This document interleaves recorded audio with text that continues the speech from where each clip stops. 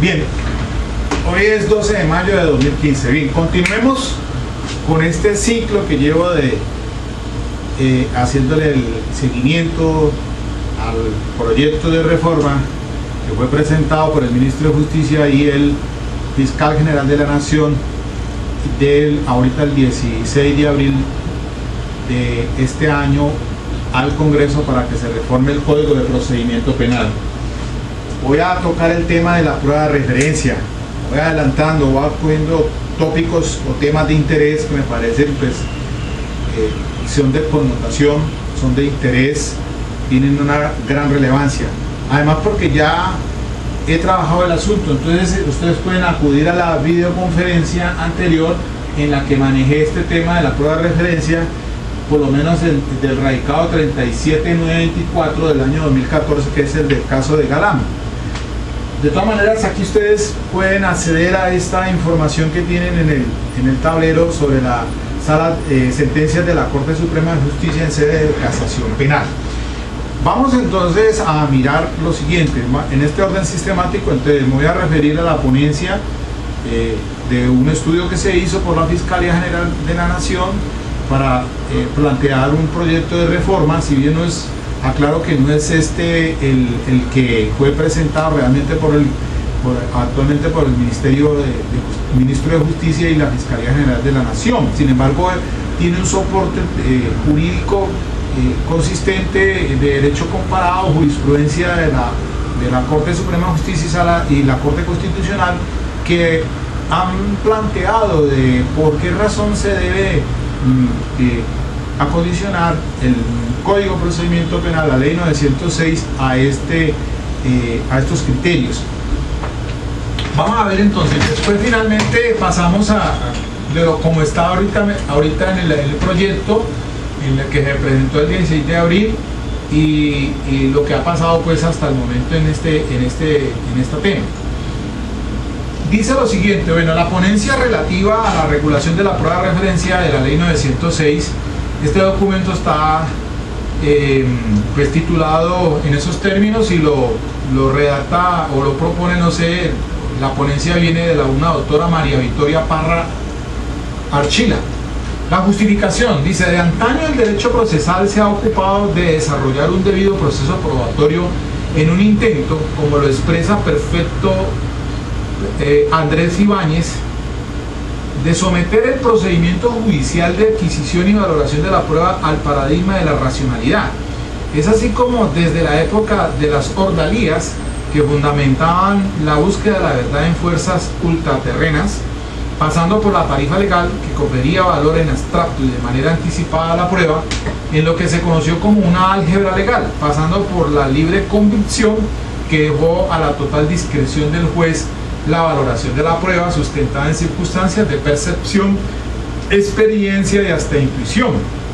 liberándolo de ofrecer explicaciones en torno a la razón que fundaba el poder suasorio que reconocía las pruebas, hasta arribar a un sistema que coloca en manos del intelecto y la conciencia del juez la valoración de prueba,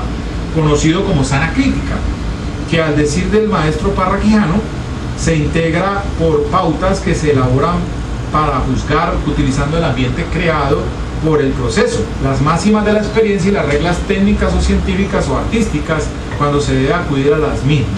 Se ha recorrido un largo camino hasta consolidar un sistema jurídico que permita el establecimiento de la premisa fáctica que sustenta los fallos judiciales bajo el yugo de la razón y el respeto a las garantías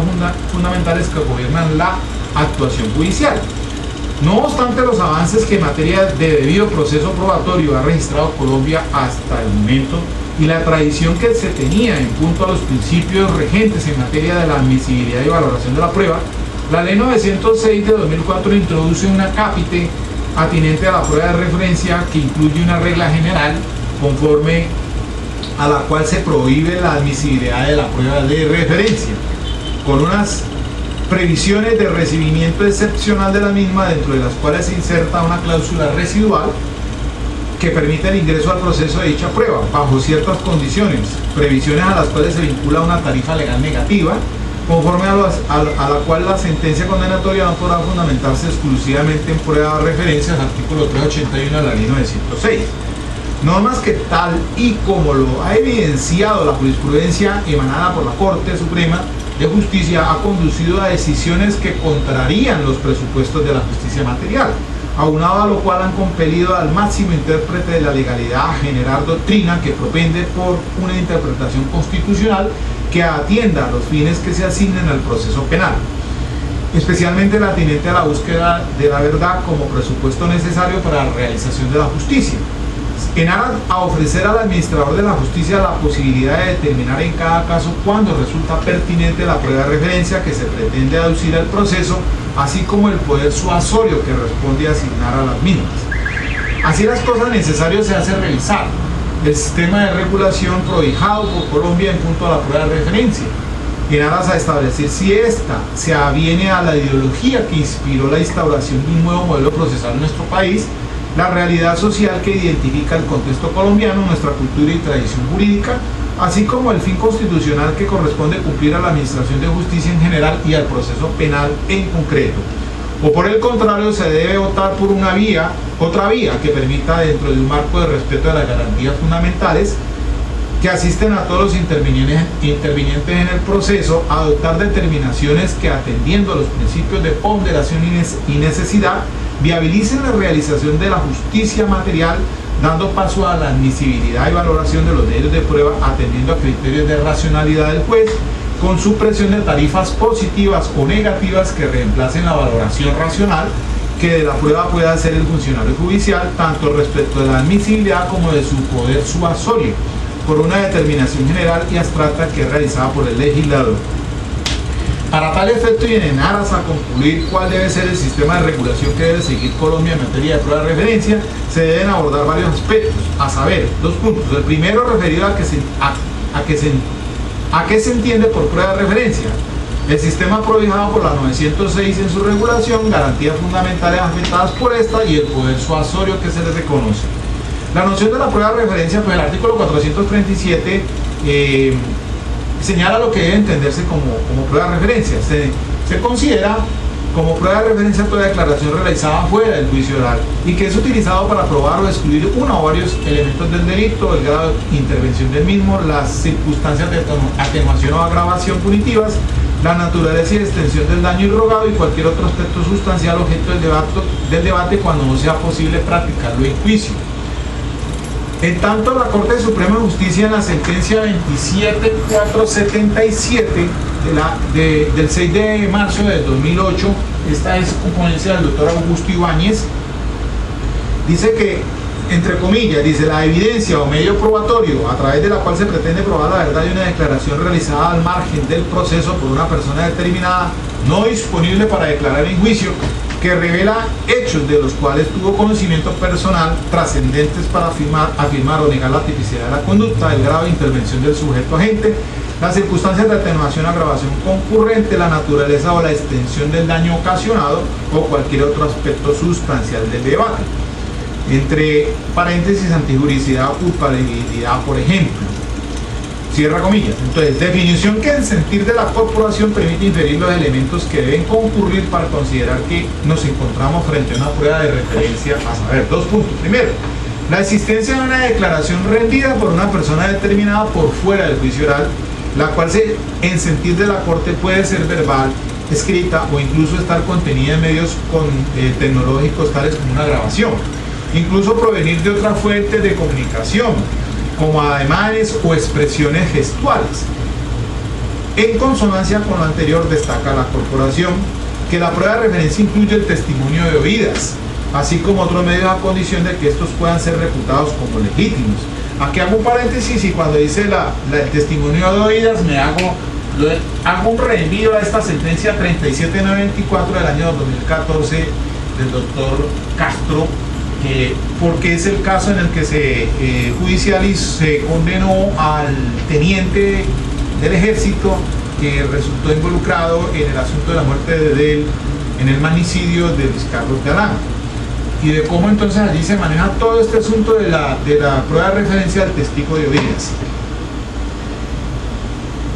En consonancia con lo anterior, destaca la corporación que la prueba de referencia incluye el testimonio de Díaz, decía, así como otros medios a condición de que estos puedan ser reputados como legítimos, que versa sobre aspectos que el testigo percibió en forma directa o personal. Aquí ya hago también un paréntesis y hago un reenvío a otra sentencia muy importante, que es la radicación 40.702 del año 2013 de la doctora María Rosario González, en la cual hace un estudio y un análisis muy profundo en relación con este tema de la prueba de referencia y sus requisitos. Entonces, que versa sobre aspectos que el testigo percibió de forma directa o personal. La existencia de un medio de la existencia de un medio de conocimiento que ofrece para probar la verdad de los hechos informados en la declaración. Que la verdad que pretende probar sirva para acreditar aspectos sustanciales del debate, tipicidad, grado de intervención, circunstancias de atenuación o agravación. Definición que consideramos debe mantenerse incólume toda vez que corresponde con la naturaleza que se atribuye a la prueba de referencia, incluso en el contexto mundial. Entonces viene ahora el tema de la regulación de la prueba de referencia en el proceso penal colombiano. Tal como se ha reseñado en la jurisprudencia emanada de la Corte Suprema de Justicia, y en punto a la regulación de la prueba de referencia, Colombia acogió la tesis según la cual se sienta como principio general la prohibición de admitir la prueba de referencia. No obstante, se establece un catálogo normado de excepciones fundamentales en dos causales. La primera referida a la indisponibilidad del declarante y la segunda a la existencia de garantías indiciarias o circunstanciales de confiabilidad, causales a las cuales se suma la cláusula residual incluyente que se ha implantado por vía jurisprudencial a través de la interpretación que ha ofrecido la Corporación de Justicia en punto a lo arreglado en la regla contenida en el inciso B del artículo 438, o sea, el asunto de los eventos similares. Concretamente, el apartado que autoriza la admisibilidad excepcional de la prueba de referencia cuando el declarante es víctima de un delito de secuestro, desaparición forzada o evento similar. Expresión que ha sido reputada como una excepción residual, admisiva, discrecional, que definió en el juez la posibilidad de admitir la prueba de referencia en situaciones similares a las previstas en las expresiones tasadas, bien sea por su naturaleza o por las particularidades que le son, como en aquellos supuestos en que el testigo no se encuentra disponible, porque se fue del país, porque ya no lo ubican, etcétera, etcétera, por razones de fuerza mayor que no pueden ser superadas. Y entonces aquí se lee pues la sentencia que acabo de mencionar, 27477 del año 2008.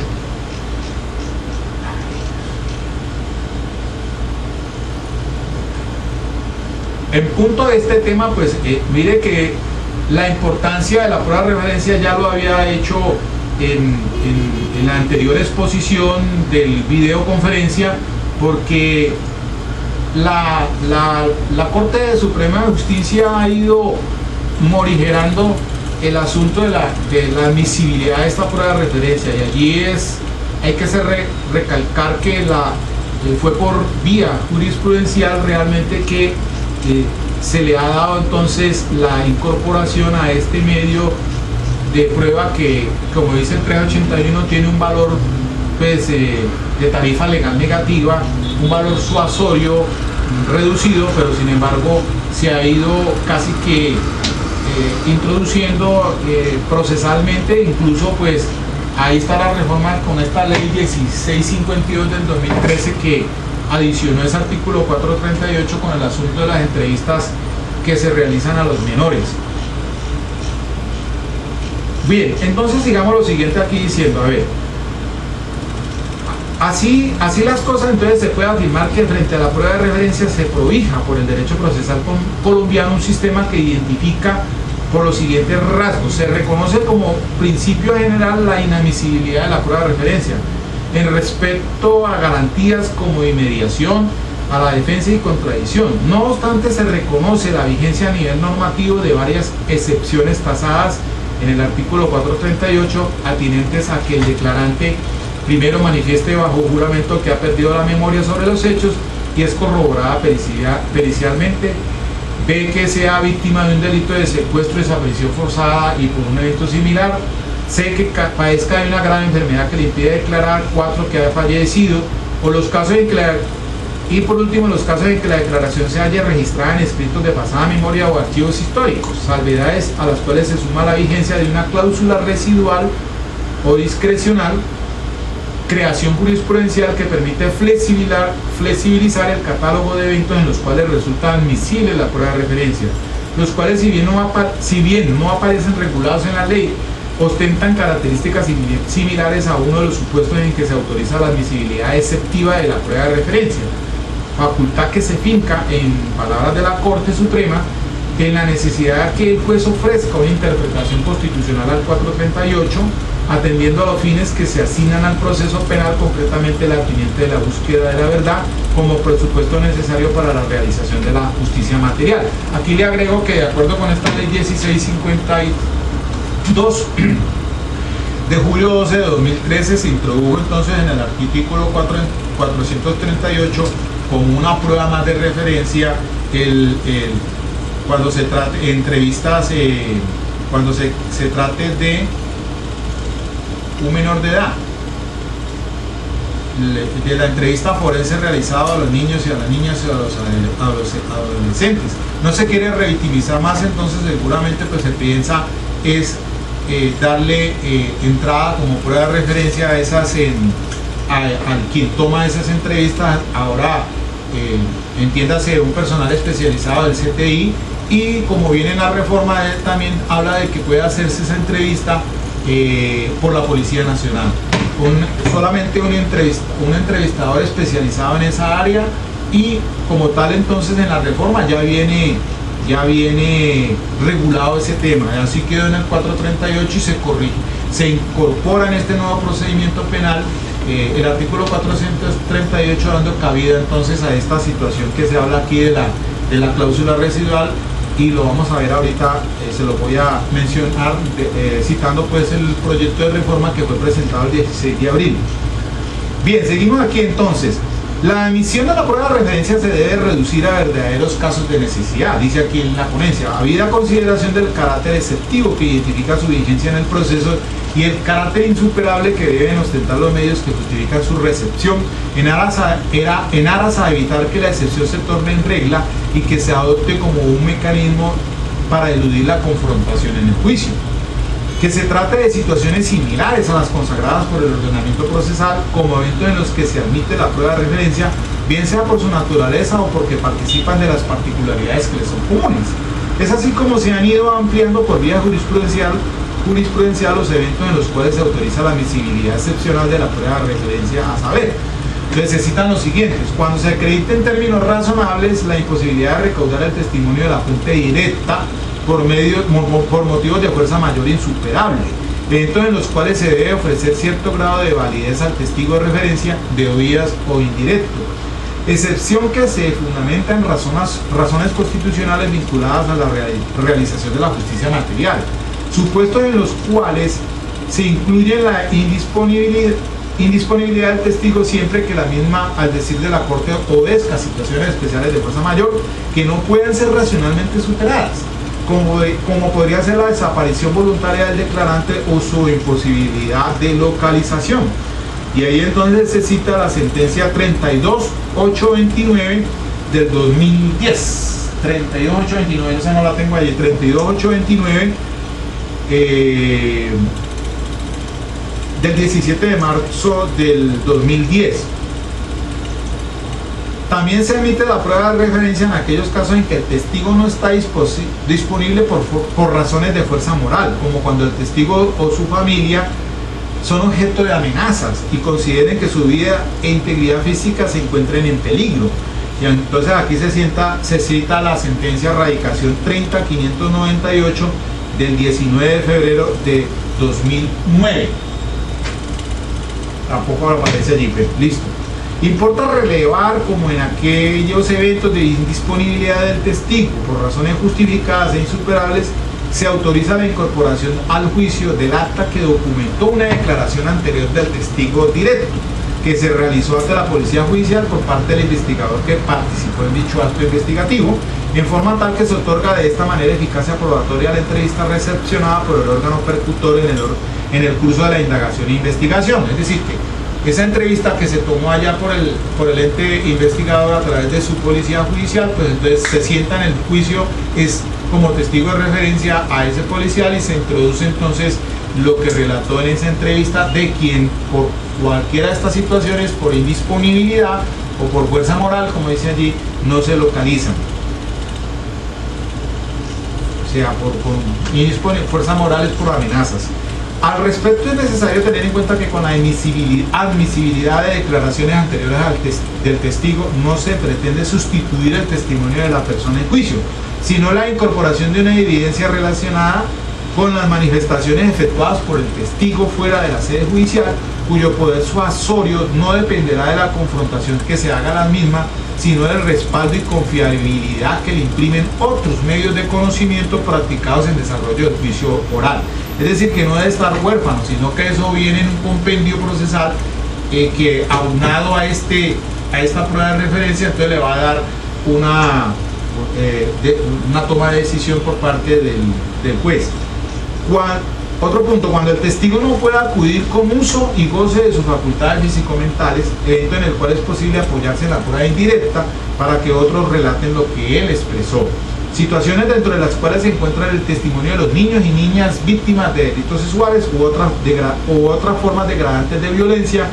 cuya versión sea requerida en juicio, caso en el cual se faculta al juez para que, fundamentado en una argumentación razonable, decida si prescinde de su testimonio directo en protección de sus derechos fundamentales y se autoriza su versión sea ofrecida por medio de prueba de referencia en aras a prevenir una revictimización secundaria. Si bien como regla general se rechaza la procedencia de la prueba de referencia, la cual es prohijada de manera excepcional, ello se contrae a la prueba concerniente al acreditamiento de los elementos del delito, el grado de intervención en el mismo, las circunstancias de atenuación o agravación de la pena, la naturaleza y identidad del daño causado y cualquier otro asunto propio del juicio oral. En tanto que en tratándose de la prueba referida a otros aspectos del proceso se admite su procedencia, a saber: primero, se admite la prueba de referencia para corroborar la credibilidad de otros medios o para impugnar su credibilidad. Segundo, para acreditar el hecho base que sirve de fundamento a inferencias indiciarias, de conformidad con lo establecido por los artículos 437 y 440 de la Ley 906. Ahora viene otro tema, el de las pruebas de referencia y garantías procesales. En torno a la prueba de referencia y la afectación que su admisibilidad provoca frente a diversos principios regentes en materia probatoria, el derecho comparado señala que la misma transgrede fundamentalmente el derecho de confrontación. Esto lo dijo en sentencias 24.468 del 2006, la 26.089 del 2006 y la erradicación 25.920 de 2007, que es el famoso caso del Campín en Bogotá. La 25.920 del 21 de febrero del 2007 esa es del doctor Javier Zapata Ortiz. Entonces ahí se quebranta o se transgrede el derecho de confrontación, o sea, de contradicción. Destaca la corporación que el nuevo régimen procesal consagra como regla general la admisibilidad de la prueba testifical directa, es decir, aquella que se fundamenta en el conocimiento personal que el testigo haya adquirido en torno a un suceso, materia de investigación, acorde con lo dispuesto en el 412, o sea, el conocimiento personal. En consonancia con lo anterior, se releva la vigencia en materia probatoria de principios como de inmediación, en virtud del cual solo podrán estimarse por el juez de conocimiento los contenidos probatorios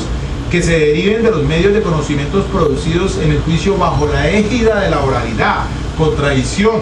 y ante su presencia, inmediación.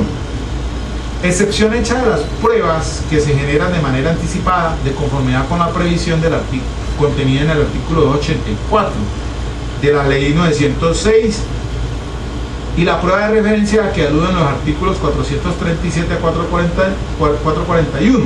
De allí que se indique que uno de los principios que resulta afectado con la prueba de referencia es el principio de inmediación desde una perspectiva objetiva y subjetiva. Claro, aquí hago un paréntesis, acuérdense de ese video en el que se hizo el estudio de la dicotomía de la prueba. Eso es el autor de este libro, el doctor Pérez Sarmiento,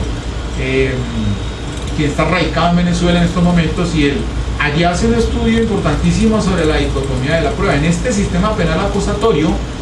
la prueba que se lleva a juicio o la que entra a juicio tiene esa doble connotación. Mientras son actos de investigación, pues, y se dan ante un juez de garantías, pues ella no tiene la doble instancia, digámoslo así, de confrontación, porque solamente lo que entre al juicio oral bajo el principio de inmediación se daría entonces esa confrontación, el face to face, digámoslo así, pero no acá en los actos de investigación, porque allá no se van a dar el contradictorio de esos testimonios, simplemente entran como una inferencia razonable por el informe de policía, por ejemplo, para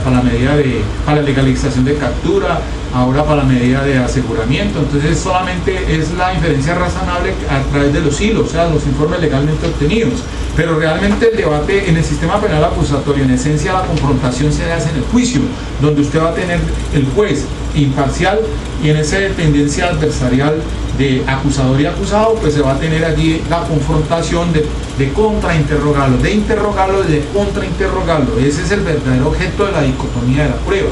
Como tal, en esencia, esa es la que tiene la plena validez, la que entra a juicio y la que debe ser evaluada por el juez. Por eso entonces que se dice allí que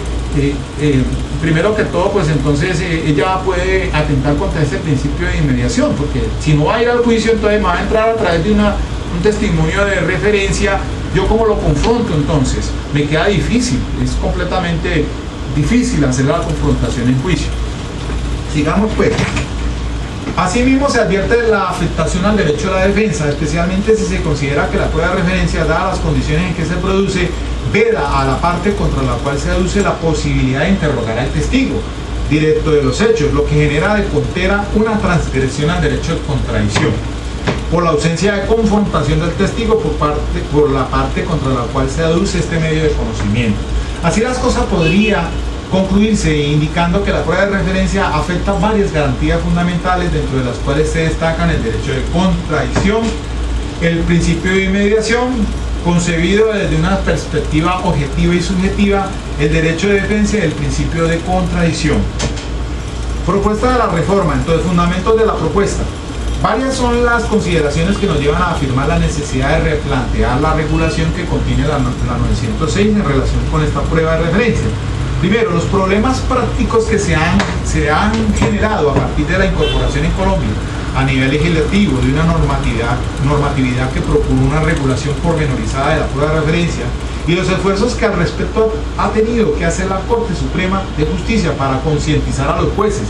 de la necesidad que ofrezcan una interpretación constitucional a la regla contenida en el 438, atendiendo a los fines que se asignan al proceso penal, concretamente el atinente a la búsqueda de la verdad como presupuesto necesario para la realización de la justicia material, tal como se evidencia en la reseña plasmada en este documento.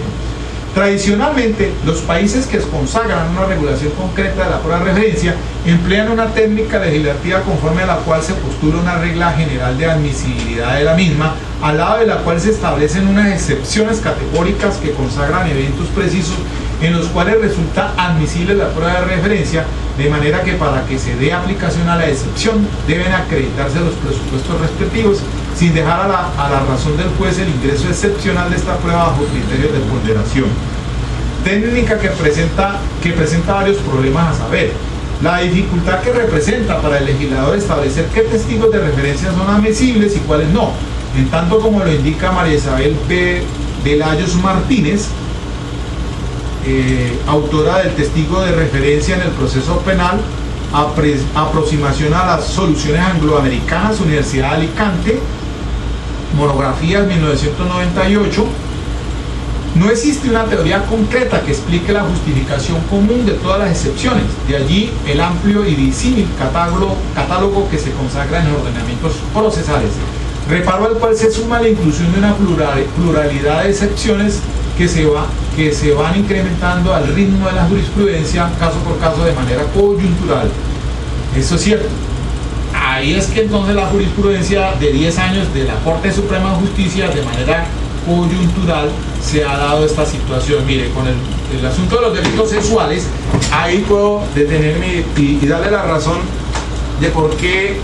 por coyuntura entonces entró esta ley en vigencia, la ley 1652 del 2013. ¿Para qué? Pues para regular el Congreso un tema que venía en la jurisprudencia, pero entonces lo presentan aquí. Y mire, con la 1652 se adiciona el artículo 275 de la ley 906, Código de Procedimiento Penal, con el siguiente parágrafo: también se entenderá por material probatorio la entrevista forense realizada a niñas, niños y adolescentes víctimas de los delitos descritos en el 206. Eso ya queda allí en la reforma que viene, así, en estos términos. El 206A, entrevista forense a niños, niñas y adolescentes víctimas de delitos tipificados en el título cuarto del Código Penal, relacionados con violencia sexual. Cuando sea una persona menor de edad, se llevará a cabo una entrevista grabada o fijada por cualquier medio audiovisual o técnico en los términos del numeral primero del 146 de la 906, para cuyos casos se seguirá el siguiente procedimiento. Entonces ahí da a entender un procedimiento que tiene que ser por un personal del CTI de la Fiscalía entrenado en entrevista forense de niños y adolescentes, pero resulta que ese articulado ahora fue modificado para que también lo hagan no solamente los del CTI, sino un personal especializado de la Policía Nacional. Y en caso de no contar con profesionales referenciados, esa es la autoridad competente la que tiene que adelantar las gestiones pertinentes para asegurar la intervención de un entrevistador especializado. Bueno, ahí entonces se da unas pautas, unos seguimientos de cómo debe estar entonces en cámara GESEL, etcétera, etcétera. Y en relación pues ya con la introducción como adiciones del artículo 438 de la 906 como prueba de referencia, en un literal del siguiente tenor: es menor de 18 años y víctima de los delitos contra la libertad, integridad y formación sexuales. Igualmente eso ha quedado en el proyecto presentado el 16 de abril, ahí quedó también esa situación. Entonces, de allí que se defienda recientemente la incorporación junto a las cláusulas legales tasadas de admisibilidad excepcional de la prueba de referencia, las cláusulas residuales. Esa la ley que desaparece, esa que está la persona se desaparece, que no se puede localizar, etcétera, etcétera, también queda ya regulada, como lo vamos a ver ahora en el texto del proyecto del 16 de abril, si es que queda aprobado pues por el Congreso en los términos. Que contrario a lo que sucede frente a sesiones categóricas, dejan a la discrecionalidad del funcionario judicial encargado de pronunciarse sobre la admisibilidad de los medios de prueba de la determinación atinente a si se permite el ingreso del proceso a la prueba de referencia. Claro, eso los jueces entonces terminan mirando a ver qué cláusula residual es la que, en qué casos permite, entonces a todos les dio por meter como prueba de referencia. Me pasó en un caso donde el denunciante no fue al juicio porque no lo pudieron localizar, entonces sencillamente llegan y llevan al servidor público que tomó o hizo la recepción de esa denuncia y lo quieren introducir como prueba de referencia, toda vez que contraviniendo violando el debido proceso, porque eso no había quedado en la audiencia preparatoria. Y entonces no quedó, además porque el fiscal tiene que justificar, tiene que probar, porque no pudo localizar a determinada persona, entonces pueda llevarse como prueba de referencia, pero eso tiene que quedar decantado en la prueba, en la audiencia preparatoria. Pero algunos llegan en juicio y como no se pudo localizar, entonces déjenmelo entrar como prueba de referencia y se traen al servidor público que recepcionó el documento de la denuncia y con eso entonces quieren introducírselo como prueba de referencia. Y eso pasa en muchas... con la anuencia del juez de conocimiento. Entonces, el derecho procesal penal moderno defiende una concepción racional de la decisión judicial que se ve reflejada fundamentalmente en la regulación que hacen los ordenamientos procesales en torno a la prueba, tanto en su admisibilidad como su valoración. De allí que se rechacen reglas de prueba legal, toda vez que las mismas reemplazan la valoración racional que de la prueba puede hacer un juez en cada caso en concreto para una determinación general y abstracta que es realizada por el legislador. Una concepción racional de la decisión judicial permite la admisibilidad de todos los medios de prueba relevantes para el esclarecimiento de los hechos, optando por el valor de establecer la verdad en el contexto del proceso, optimizado por la razón del juez al momento de valorar las pruebas. De allí que el principio de libre convicción sea entendido de tal manera que corrige igualmente el control racional de las pruebas, en el sentido de que en cada caso en particular el juez, acorde con las circunstancias del caso, establezca qué pruebas son o no admisibles en el debate procesal.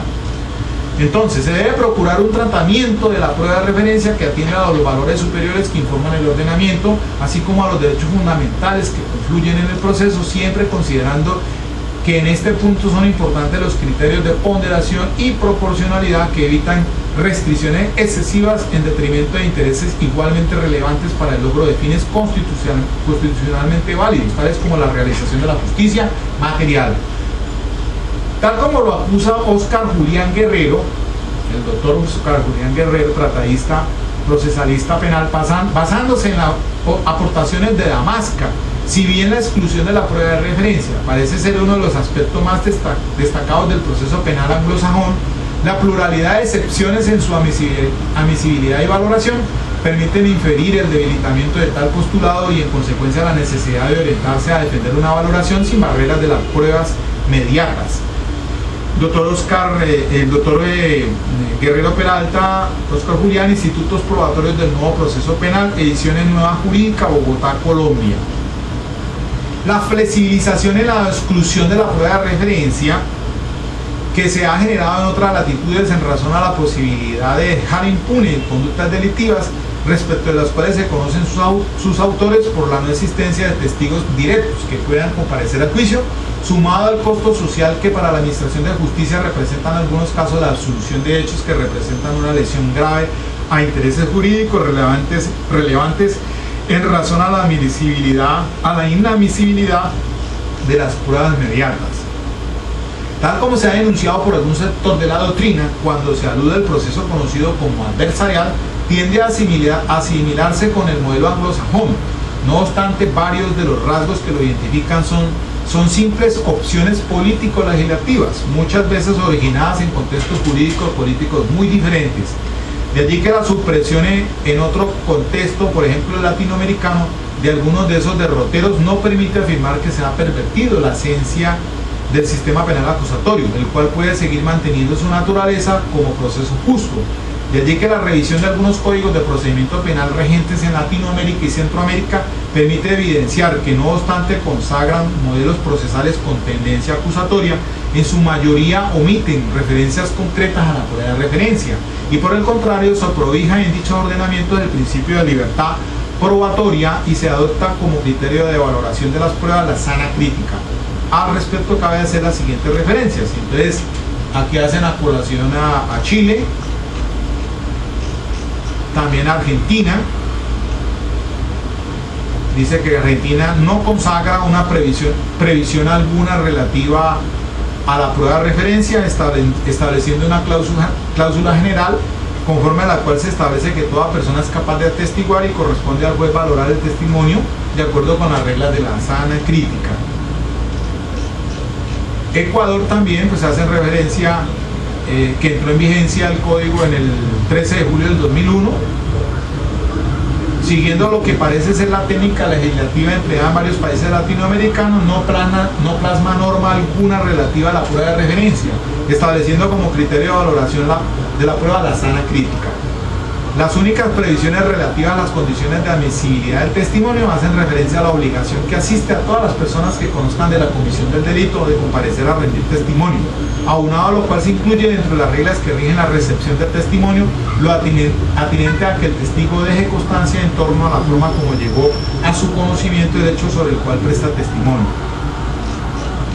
Costa Rica, igual que se registra con la mayoría de códigos latinoamericanos,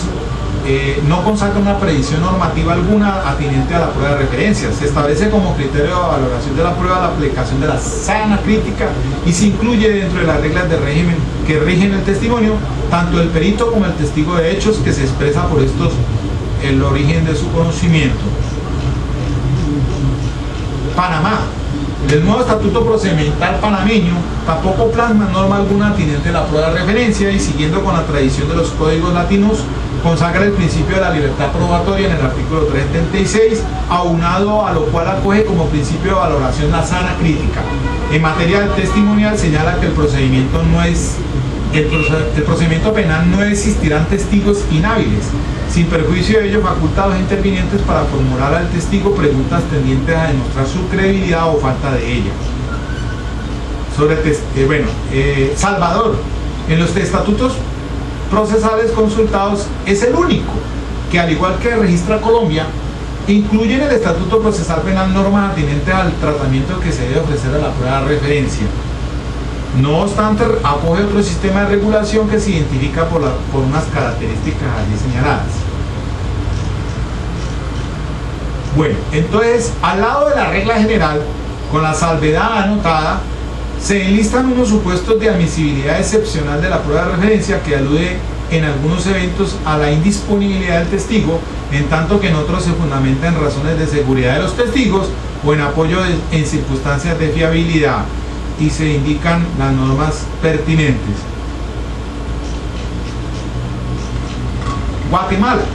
Guatemala consagra un sistema particular en punto a la admisibilidad de la prueba de referencia, en tanto a diferencia de lo que sucede con la mayoría de los estatutos que plasman una consagración especial sobre la misma, prescinde de una normatividad especial que alude a la misma. No obstante, en el artículo 363, atinente a la incorporación por lectura de actas e informes, incluye supuestos de admisibilidad de referencia en aquellos eventos de indisponibilidad del testigo, por acuerdo de las partes o por razones de fiabilidad de la declaración. De igual manera, se incluye dentro de las reglas que orientan la práctica de interrogatoria del testigo, se incluye la relativa a que el testigo explicite la razón de sus informaciones y el origen de la noticia, designando con la mayor precisión posible a terceros que la hubieran comunicado. Honduras no plasma una normatividad expresa alusiva a la prueba de referencia, y por el contrario pareciera sentar como principio general la admisibilidad de la prueba de referencia, a excepción de aquellos eventos en que se cuenta con la disponibilidad de testigos presenciales en el juicio. No obstante, llama la atención que el artículo 311 autoriza la lectura en juicio de los testimonios o pericias practicadas durante la etapa preparatoria, cuando sea imposible o extraordinariamente difícil su reproducción en el acto del juicio oral. Bueno, revisado entonces los sistemas que han gobernado la prueba de referencia, se puede afirmar que en líneas generales estos se podrían agrupar así. Primero, un primer modelo que prohija una libre admisibilidad y valoración de la misma, en la cual se deja la discrecionalidad del juzgador determinar la admisibilidad de la prueba de referencia y el poder suasorio que asigna a la misma. Por ejemplo, el modelo francés. El segundo modelo, conocido doctrinariamente como la mejor prueba disponible, conforme al cual no se excluye ningún medio probatorio, pero ha de preferirse el que presente mejores condiciones de fiabilidad. Es el alemán. El tercer modelo, si bien mantiene la regla general de inadmisibilidad de la prueba de referencia, establece al lado de la misma una cláusula amplia que deja a discrecionalidad del juez determinar la admisibilidad excepcional de la prueba de referencia con fundamento en dos factores: la presencia de garantías de fiabilidad suficientes y la necesidad de admisibilidad de la misma en atención al interés de la justicia. Ejemplo de ello en la legislación canadiense. Y el cuarto modelo se basa en la consagración de la regla general de la exclusión de la prueba de referencia, al lado de la cual se establecen unas excepciones tasadas de admisibilidad y una cláusula amplia que dejan a la discrecionalidad del juez la resolución atinente a la admisibilidad como a la valoración de la prueba de referencia. Ejemplo de ello lo constituye la reglamentación de las reglas federales de evidencia. El anterior análisis conduce a inferir que la tendencia actual en lo que atañe a la regulación de la prueba de referencia está dada por la consagración de una regla general de inadmisibilidad o exclusión de la misma, acompasada de cláusulas amplias de admisibilidad excepcional de este tipo de prueba, de manera que se radica en cabeza del juzgador la decisión atinente a su admisibilidad como valoración, siempre sujeto a criterios de razonabilidad y necesidad. Entonces, ¿qué se propone? ¿Cuál es la propuesta? En acatamiento de las garantías constitucionales que sustenten el modelo procesal vigente en nuestro país, defendemos que se conserve la regla general de inadmisión de la prueba de referencia, al igual que las excepciones tasadas que aparecen enlistadas en el 438, previsiones a las cuales deben adicionarse una cláusula residual que viabilice la admisión excepcional de la prueba de referencia en eventos no previstos por la ley bajo condiciones de confiabilidad, siempre y cuando la parte que pretende su aducción al juicio justifique fundada y razonablemente que se encuentra en imposibilidad de presentar una mejor prueba, de tal manera que se deja la razonabilidad del funcionario judicial determinar en cada caso cuando es viable la admisión excepcional de la prueba de referencia. Esta propuesta se corresponde con una tendencia inglesa que mezcla influencias americanas, alemanas y avances jurisprudenciales sobre el contenido. Asimismo, teniendo en cuenta que el tema que nos ocupa se encuentra estrechamente vinculado a la concepción que se prohíbe en torno a la decisión judicial, así como a la prueba de hechos inescindiblemente ligada al primero. Consideramos que se debe eliminar del Estatuto Procesal el apartado final del artículo 381 que consagra la tarifa legal negativa, conforme a la cual la sentencia condenatoria no podrá fundamentarse exclusivamente en pruebas de referencia.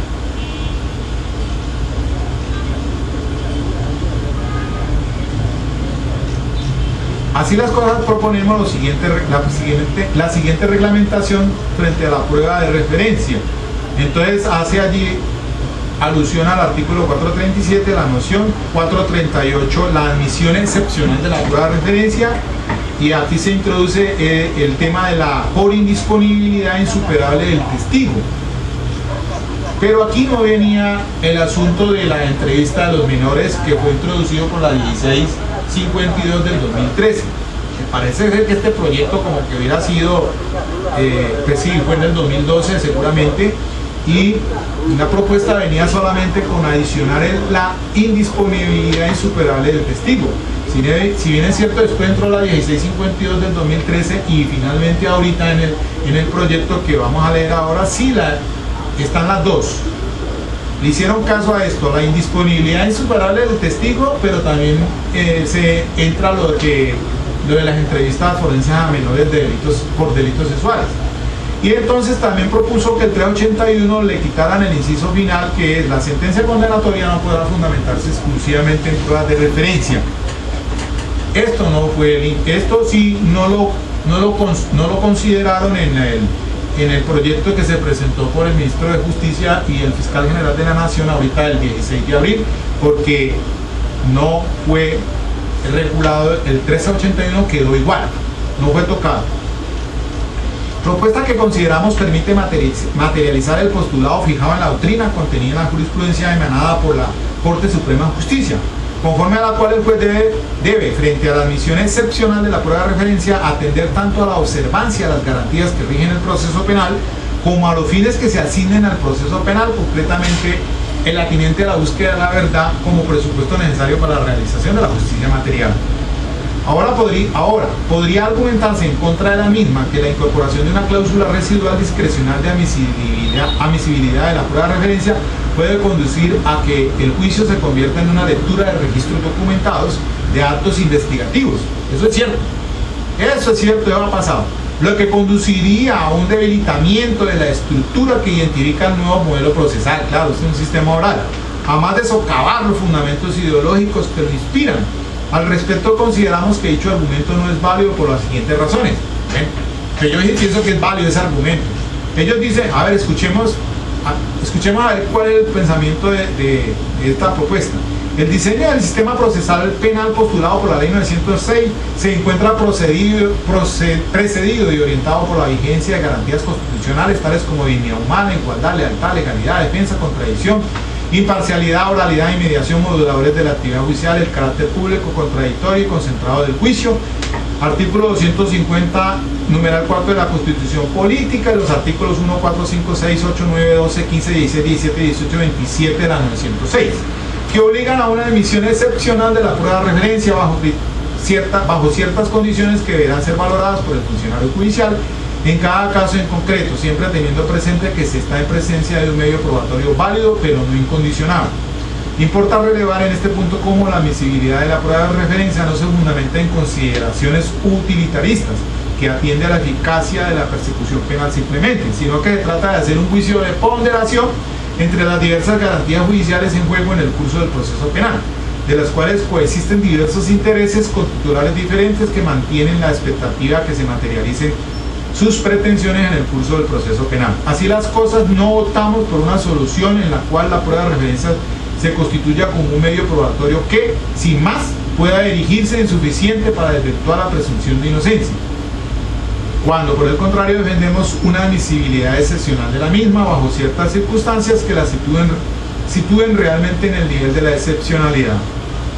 Aunado a lo anterior, se debe considerar que además de la confluencia de derechos fundamentales al interior del proceso penal, fenómeno que compele a la adopción de criterios de ponderación y proporcionalidad en la aplicación de las normas procesales, se debe considerar que los mismos no ostentan un carácter absoluto, de allí que se propicia la admisibilidad excepcional de las pruebas mediatas, no obstante la afectación que generan a otras garantías fundamentales. Determinación que debe dejarse a la racionalidad del juez, que atendiendo en cada caso a las particularidades propias del mismo, si admite o no dicha prueba y cuál es el poder suasorio que debe reconocer a la misma. La problemática central que plantea la prueba de referencia es de veracidad, de credibilidad, y es decir, de poder suasorio, toda vez que el proceso de valoración de la misma es mucho más complejo, en razón a que el juez debe valorar el dicho del testigo de referencia atendiendo a las condiciones que rodearon la percepción de los hechos, que le fueran relatados por quien directamente tuvo conocimiento de los mismos, así como que la credibilidad y veracidad que le merece el dicho de quien percibió los hechos directamente, atendiendo a los criterios que inspiran la valoración de la prueba, acorde con la sana crítica. De allí que corresponde al funcionario judicial establecer siempre, precedido por criterios de razonabilidad, tanto la admisibilidad exceptiva de la prueba de referencia como el poder suasorio que va a conferir a las mismas para la toma de la decisión que pone fin al proceso. Especialmente si se considera que, habiendo concentrado la ley 906 en el mismo funcionario judicial, juez de conocimiento, la función de determinar qué medios de prueba resultan admisibles, así como la valoración de su contenido, cuenta con suficientes elementos de juicio para determinar sobre motivos fundados y razonables cuando resulta admisible por vía excepcional la prueba de referencia. Entonces se planteó la discusión y viene entonces el articulado de la reforma que propuso acá, que no es el mismo pues para ahora en este del 16 de abril, sí, el 438 con los términos que le mencioné, y eliminar el asunto del inciso segundo del artículo 381. Entonces, si se revisa ahora sí el proyecto de la reforma, tenemos que el artículo 438 de la 906 sobre la admisión excepcional de la prueba de referencia dice que únicamente es admisible la prueba de referencia cuando el declarante, entonces están los mismos, el literal A, B, C, D, E, el F es, se adiciona se encuentra en una situación de caso fortuito, fuerza mayor o indisponibilidad insuperable debidamente acreditado. O sea que el ministro de Justicia y el fiscal actual fueron más allá. Fuerza mayor, caso fortuito y la indisponibilidad insuperable debidamente acreditada. Entonces ahí queda plasmado de que el fiscal debe demostrar justificadamente por qué no está disponible el testigo. Puede ser también caso fortuito y fuerza mayor. Se recoge así toda la jurisprudencia. Y también, en este caso, el literal E, que pues está acá en el artículo 438, es como el literal E, ¿sí? Así queda. Es menor de 18 y víctima de los delitos contra la libertad, integridad y formación sexual tipificados en el título cuarto del Código Penal, al igual que los artículos tales del Código. Reglas relativas en torno al artículo 381 no fue tocado, quedó igual. Es decir que entonces sigue la tarifa legal negativa. No se podrá condenar únicamente con base en la prueba de referencia, el 381. La sentencia condenatoria no puede fundamentarse exclusivamente en pruebas de referencia. Las conclusiones. Entonces sí se recogió, según esta propuesta que era para otro proyecto que se había dado, sirven los presupuestos y en realidad el ministro de Justicia y la Fiscalía General de la Nación recogen este tema de la prueba de referencia. Entonces el 438 se le entran, en esencia pues se le adicionan estos dos por lo menos este literal sobre el caso fortuito, fuerza mayor y la indisponibilidad del declarante debidamente justificado, porque ya estaba pues el literal E que es el de las entrevistas de menores, que fue introducido por la 1652 del 2012. Pero en esencia, ¿qué es? En esencia es que el juez de conocimiento, con la sana crítica, tendrá que valorar todo el compendio procesal. Y él es el único que puede determinar entonces hasta dónde, por razones de confiabilidad, qué valor suasorio es el que le va a otorgar a esa prueba de referencia, y si tiene otros elementos materiales de prueba o de convencimiento. Porque si hubiera quedado derogado el inciso segundo del artículo del 381, pues entonces hubiese desaparecido lo de la tarifa legal negativa. Pero me parece que está bien, porque entonces es de aclarar que el juez no puede edificar una sentencia única y exclusivamente con base en prueba de referencia. Y así me pasó en estos días en un juicio oral, en el que en el caso de un joven, un adolescente, fueron los dos policías captores al juicio oral, pero ellos no habían tenido conocimiento sobre las circunstancias de tiempo y modo del lugar en que se produjo el hurto de un bolso de una señora. Solamente la afectada da cuenta a la policía y da las señales y las características, y cuando llegan a capturar al joven, pues ya no tenía ningún bolso, él no tenía absolutamente nada. Estaba la duda, pero entonces la ofendida no fue al juicio. La fiscalía ordenó la conducción y no lo pudieron hacer, no la encontraron. Fueron los dos agentes del orden y dan su declaración. Esos son testigos de referencia,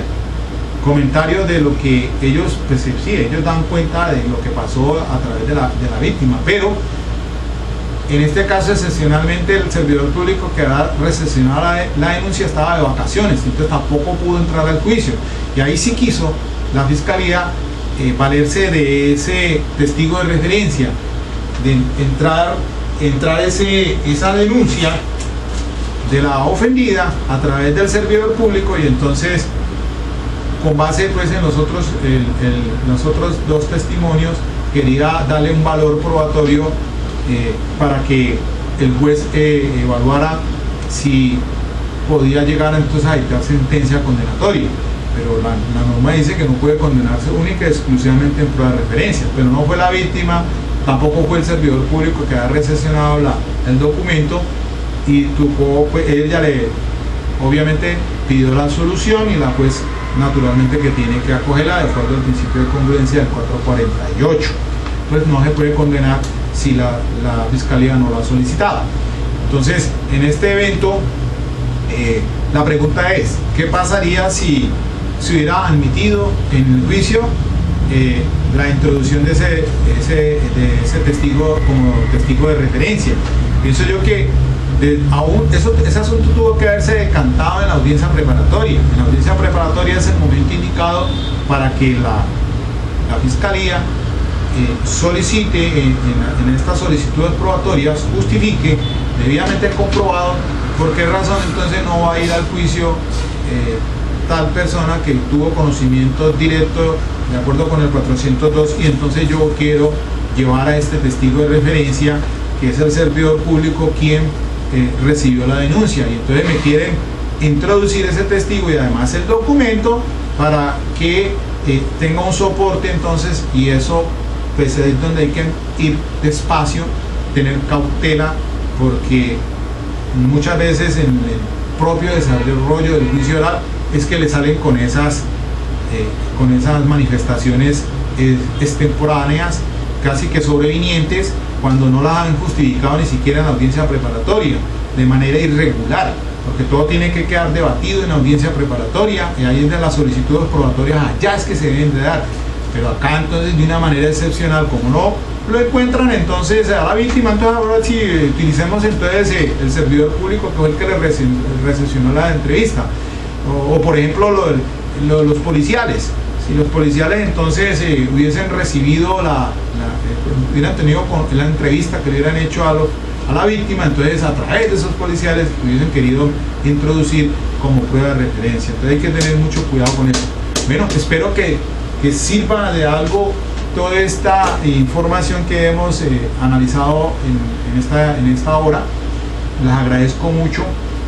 les hago un reenvío a los otros videoconferencias que tengo en relación con este tema, que es bastante álgido, es complicadito y es una cuestión que tenemos que repasar, estar actualizándonos sobre este tema de la prueba de referencia. Quizás tenga que hago un preámbulo de lo que va a ser de pronto más bien sobre el tema de la prueba de refutación, que ese es otro asunto que se manejó por allá en otra videoconferencia por una ponencia ya de la Corte Suprema de Justicia, tal vez la única de casación penal, porque lo demás habían sido pues manifestaciones de tribunales, pero en este caso la Corte Suprema de Justicia sí, ahorita en el 2014 se refirió al tema de la prueba de refutación, que entre otras cosas, tal como viene ahorita proyectado el código, pues solamente es un artículo el que se refiere, y es en la solicitud de decreto de pruebas, que dice que primero irán las pruebas de refutación de la defensa, de la víctima y después de la fiscalía. Pero nada más se dice en relación con la prueba de refutación, es solamente doctrina a través del desarrollo jurisprudencial y de pronto de derecho comparado. Bueno, dejemos entonces aquí, les agradezco mucho. No te olvides, dale clic si te gusta, compartamos este pensamiento, difúndelo, suscríbete, multiplícalo. Por favor, ayúdame a difundir el pensamiento, y más ahora que estamos pues entrando en este momento en esta reforma del Código de Procedimiento Penal. Muchas gracias.